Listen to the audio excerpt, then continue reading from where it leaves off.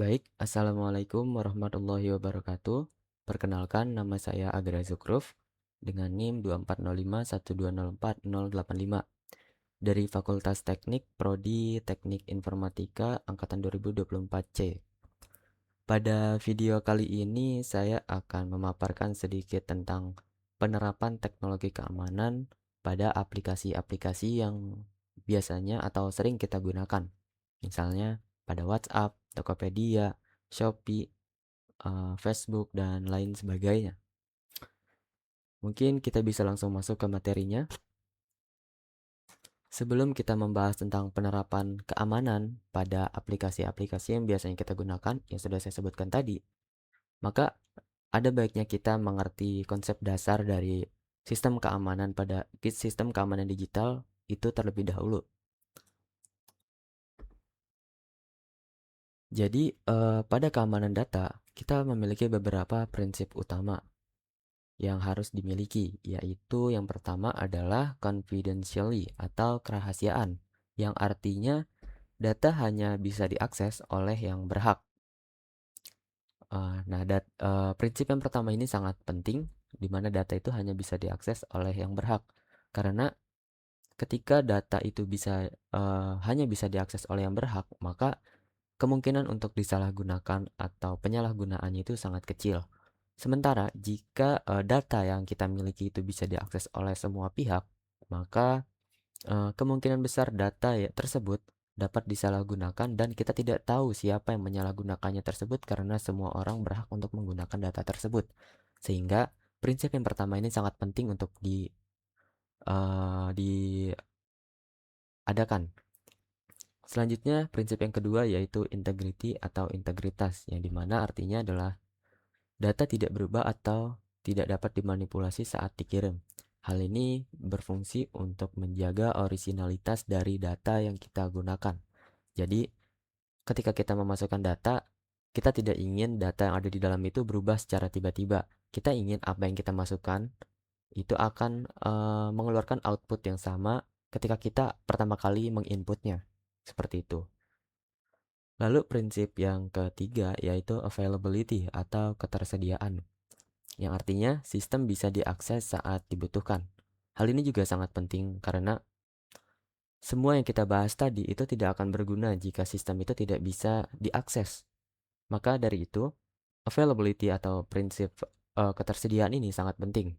Karena ketika kita sudah menjaga kerahasiaannya, lalu integritasnya, maka kita juga perlu untuk mengaksesnya. Seperti itu. Selanjutnya,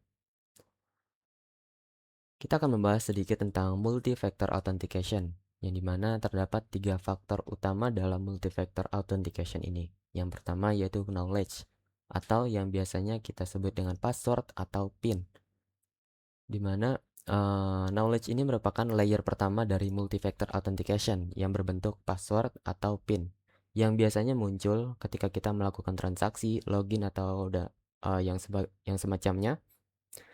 Kita akan langsung memasukkan password atau PIN. Ketika kita berhasil, maka kita bisa langsung login atau bisa langsung masuk ke akun yang kita ingin kita gunakan atau transaksi yang kita lakukan. Lalu faktor yang kedua yaitu possession, yang biasanya dapat berupa perangkat, token, ataupun OTP. Possession ini merupakan layer kedua dari multi-factor authentication. Ketika kita sudah memasukkan password atau juga PIN, ada beberapa aplikasi atau web yang memerlukan faktor kedua yaitu possession, bisa menggunakan perangkat seperti pada Google, yaitu akan bertanya apakah Anda yang sedang login, maka kita bisa memilih ya itu saya atau tidak itu bukan saya. Atau juga kita bisa mengirimkan token ataupun OTP, bisa itu melewati email ataupun melalui SMS. Ketika kita memasukkan OTP ataupun token, baru kita bisa login ke akun yang ingin kita gunakan, seperti itu. Faktor yang ketiga yaitu inherence atau biometrik.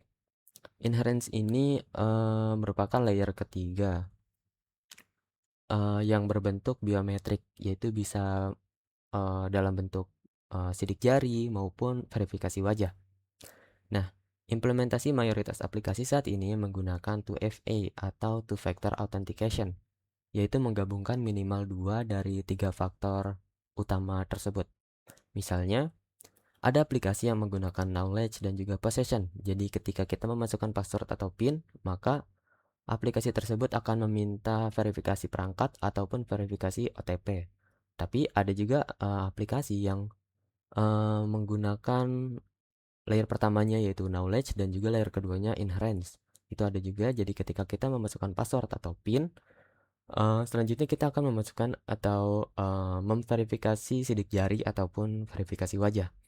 Bahkan ada juga aplikasi yang menggunakan 3 layer, yaitu tiga-tiganya dipakai knowledge, possession, dan juga inherence. Ketika kita memasukkan password atau PIN, lalu sudah berhasil, maka kita akan memasukkan kode OTP atau verifikasi perangkat. Setelah berhasil, maka kita perlu memasukkan verifikasi wajah juga dan juga atau sidik jari. Jadi semakin banyak layer, maka semakin baik sistem keamanan pada aplikasi tersebut. Walaupun tidak menutup kemungkinan user experience-nya juga akan berkurang karena semakin sulit user untuk memahami flow dari aplikasi tersebut. Selanjutnya, kita masuk ke bagian penerapan keamanan pada aplikasi-aplikasi yang kita gunakan. Yang pertama yaitu dalam bidang keamanan akun, proteksi identitas digital khususnya pada aplikasi Google dan juga Facebook. Yang pertama menggunakan Google Chrome, yaitu notifikasi real time yang biasanya notifikasinya adalah "Is this you trying to sign in?" seperti pada gambar di kanan, di mana di sini terdapat notifikasi "Is it you trying to recover your account?" Lalu ada Gmail, ada device-nya, lalu ada lokasi dan juga waktunya. Lalu kita diberikan pilihan yaitu "Yes, it's me" or "No, don't allow." Jadi kita akan memverifikasi jika memang kita yang login, maka kita bisa klik yang "Yes, it's me" untuk menandakan bahwa ya itu saya yang login, atau jika bukan kita yang login, maka kita bisa mengklik "No, don't allow" yang akan menandakan bahwa bukan kita yang sedang melakukan login tersebut. Sehingga ketika kita mengklik "No, don't allow", maka perangkat yang sedang digunakan untuk login akan otomatis gagal untuk melakukan login. Seperti itu. Cara yang kedua yaitu passkeys atau FIDO2, yaitu login tanpa password yang menggunakan kriptografi kunci publik atau yang biasanya disebut dengan public key cryptography. Dan yang terakhir yaitu anomaly detection, yaitu sistem memblokir login dari IP atau lokasi yang tidak biasa atau yang biasanya disebut dengan risk-based authentication. Jadi untuk anomaly detection ini, sistem akan mendeteksi dulu lokasi perangkat yang digunakan untuk login. Jika kita biasanya login misalnya di Surabaya, lalu di Malang, di antara dua kota itu, lalu tiba-tiba ada perangkat yang ingin login dari luar negeri misalnya, maka otomatis sistem akan menandakan perangkat tersebut sebagai anomali, yang artinya sistem akan memblokir login dari IP atau lokasi di luar negeri tersebut karena itu tidak biasa atau anomali. Karena kita biasanya login di Surabaya atau Malang, tetapi ini tiba-tiba ada yang login dari luar negeri. Maka sistem akan memblokir login dari IP atau lokasi tersebut. Sehingga perangkat yang sedang login di luar negeri tersebut akan otomatis gagal untuk melakukan login. Seperti itu. Bidang yang kedua yaitu pada keamanan pesan, privasi dan enkripsi data khususnya pada WhatsApp dan Telegram. Yang pertama yaitu end-to-end encryption atau E2EE, yaitu kunci dekripsi yang hanya ada di perangkat pengirim dan penerima. Notifikasi atau keterangan tentang end-to-end encryption ini biasanya muncul di WhatsApp di bagian awal sebelum kita chat, belum pernah chat. Lalu itu ada keterangan end-to-end encryption, di mana pesan yang kita kirim ini hanya dapat dilihat oleh dua pihak, yaitu pihak pengirim dan juga pihak penerima. Pihak WhatsApp itu tidak bisa membaca pesan apa yang kita kirim ke si penerima, karena mereka sendiri menggunakan end-to-end encryption. Pesan yang kita baca hanya ditujukan kepada si penerima. Selain dari penerima, maka tidak ada orang lain atau pihak lain yang dapat membaca pesan tersebut. Meskipun itu misalnya pihak WhatsApp-nya atau juga pihak Telegram-nya. Lalu yang kedua, two-step verification. yaitu PIN 6 digit untuk mencegah account takeover atau pembajakan nomor. Two-step verification ini berfungsi atau digunakan ketika kita ingin misalnya ganti akun atau masuk ke akun, maka kita perlu memasukkan PIN 6 digit untuk mencegah yang tadi account takeover. Karena jika kita hanya memasukkan nomor telepon saja, maka ada kemungkinan orang-orang yang hanya mengetahui nomor telepon kita akan menyalahgunakan nomor telepon kita untuk mengirim pesan ataupun hal yang semacamnya. Maka otomatis itu akan merugikan kita. Maka dari itulah diciptakan yang namanya two-step verification. Jadi tidak user itu uh, tidak ketika user itu hanya mengetahui nomor telepon, maka dia tetapi tidak mengetahui PIN 6 digit ini, maka si user ini tidak akan bisa login. Yang bisa login hanya orang yang mengetahui nomor telepon dan juga PIN 6 digit yang digunakan sebelumnya. Jadi PIN 6 digit ini digunakan untuk mencegah terjadinya pembajakan akun atau nomor.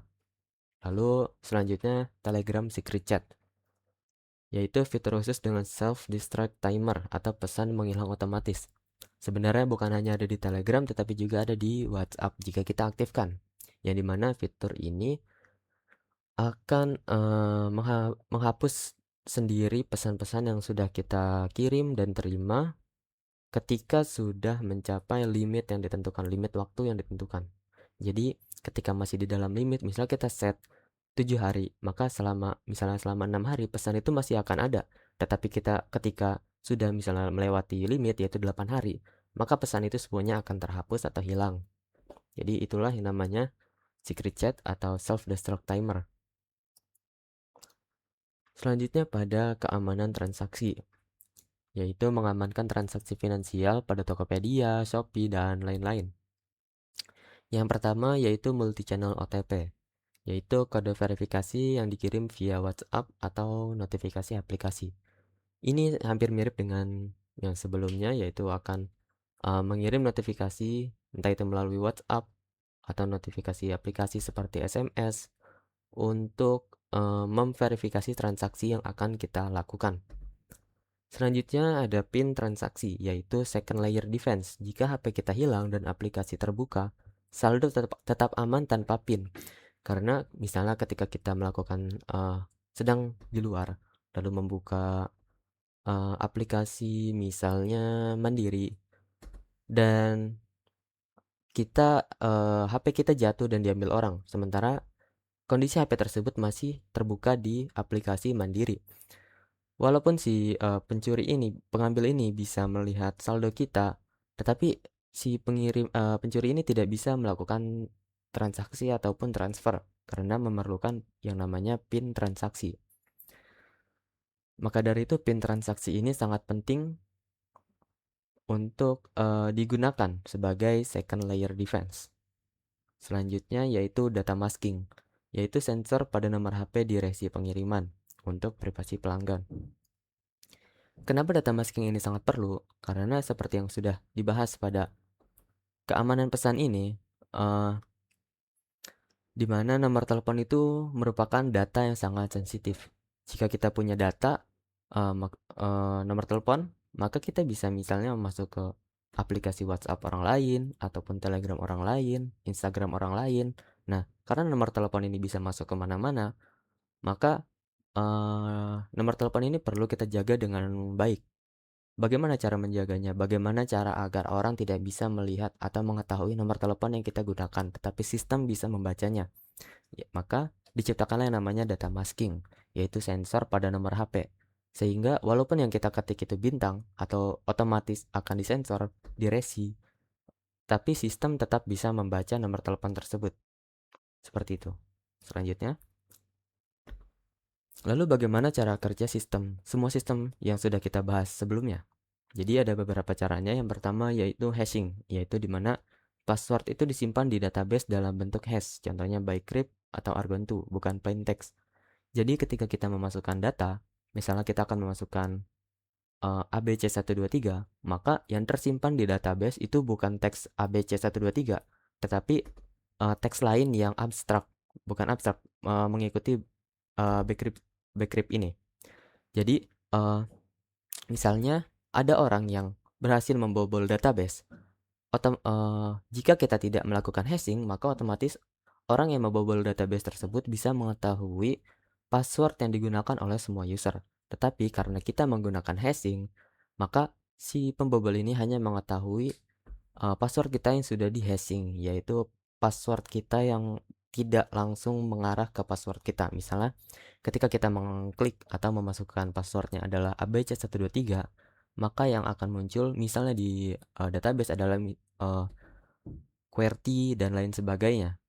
Jadi, ketika si pembobol ini membaca QWERTY dan memasukkannya, maka itu otomatis akan salah karena itu bukan password yang asli. Itu adalah password yang sudah di-hashing, seperti itu. Selanjutnya, ada HTTPS atau TLS, yaitu enkripsi jalur komunikasi data agar tidak bisa diintip atau yang biasanya disebut dengan man in the middle attack.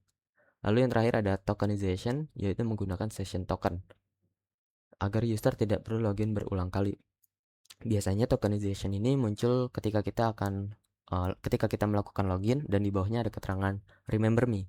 Nah, ketika kita mengklik remember me, maka otomatis kita akan menggunakan session token. Kita akan tidak perlu melakukan login selama kita belum mencapai limit waktu yang ditentukan. Ketika kita sudah mencapai limit waktu yang ditentukan, maka kita perlu melakukan login ulang.